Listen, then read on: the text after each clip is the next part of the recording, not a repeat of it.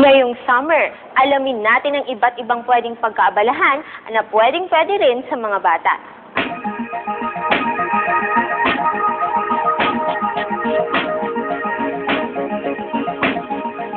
Simulan nang itago ang mga school supplies at mga uniforme dahil panahon na upang maglibang at bigyan ng kaukulang pansin ang ibang bagay. Huwag hayaang maging boring ang inyong summer vacation dahil maraming pwedeng gawin at puntahan na may kabuluhan. Para matuto ko po mag-gitara po.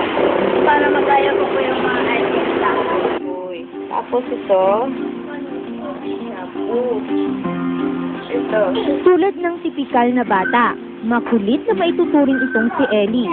Pero kung bibigyan ng libro, tiyak na ito'y kanyang tatapusin basahin. Hilig din niya ang pagkulay, kaya naman kompleto siya sa coloring material. Plano namin ito si Ellie sa pag-aaral muna sa reading para madali siyang matutong magsalita.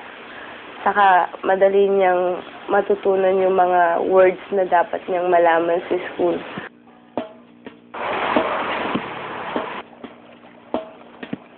Tulad ng planong reading lesson para kay Ellie, may iba pang modernong aktibidad na maaaring salihan upang ang summer maging fun.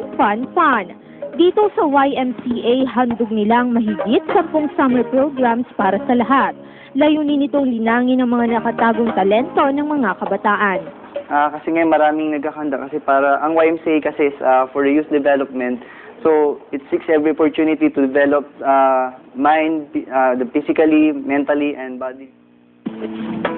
Nakahiligan na ng karamihan ng swimming, kaya naman hindi ito mawawala sa kanilang programa.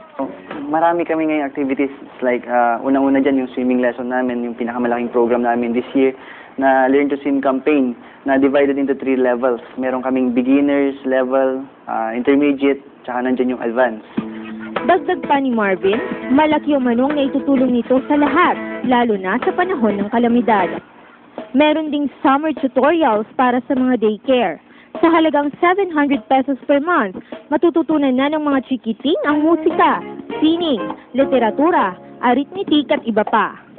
Kung gusto namang sumunod sa yapak ng Asia Songbird na si Regine Velasquez, mag-enroll sa 18 sessions ng voice lesson na nagkakahalaga ng 8,500. Bukas din sila sa programa kung saan matututunan ng arnis, ballroom dancing, yoga, tai chi at ang pagninihongo.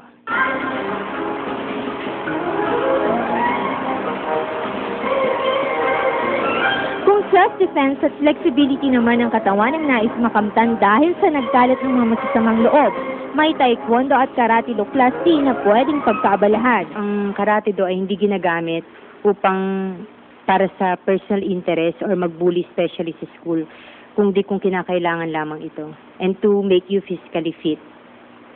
Sa karate at taekwondo, kinakailangan ng tiyaga, balanse, konsentrasyon at lakas sa pag-iensayo upang maging magaling at bihasa.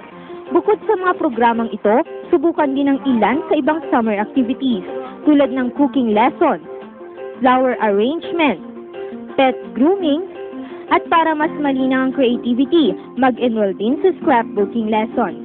Mas makakatulong nga sa kanila, lalo yung mga kids, dahil ito, meron pa rin sila yung stage na playful sila, at saka gusto-gusto nila yung mga adventures or mga activities na nakakadagdag ng kanilang para bang health also, para kalusugan nila, at the same time, emotional health also.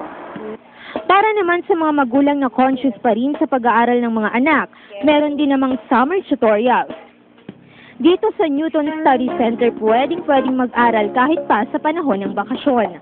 We offer yung mga academic subjects kasi maraming mga parents ngayon ang nagko-consideran, naghahanap ng mga tutorials on singing, mga swimming.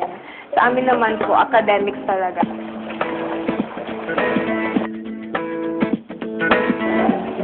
Sa pagpili ng magiging aktibidad, lalo na sa mga kabataan, importante na magkasundo at magkaintindihan ng mga magulang at anak. Ayon sa magazine na Health and Home, ang paggabay at pag-intindi ng mga magulang sa anak ang pinaka-importante sa lahat. Resulta ito ng magandang bonding ng buong pamilya. Malaking bagay ang ang paggabay, ang suporta ng magulang kasi sila yung pinaka-modelo ng mga kabataan. So, sila yung magbibigay daan o kaya gabay na sa lahat ng mga activities o sa lahat ng mga interest ng bata ay kailang susuportahan. Bukod sa malaki ang impluwensya ng mga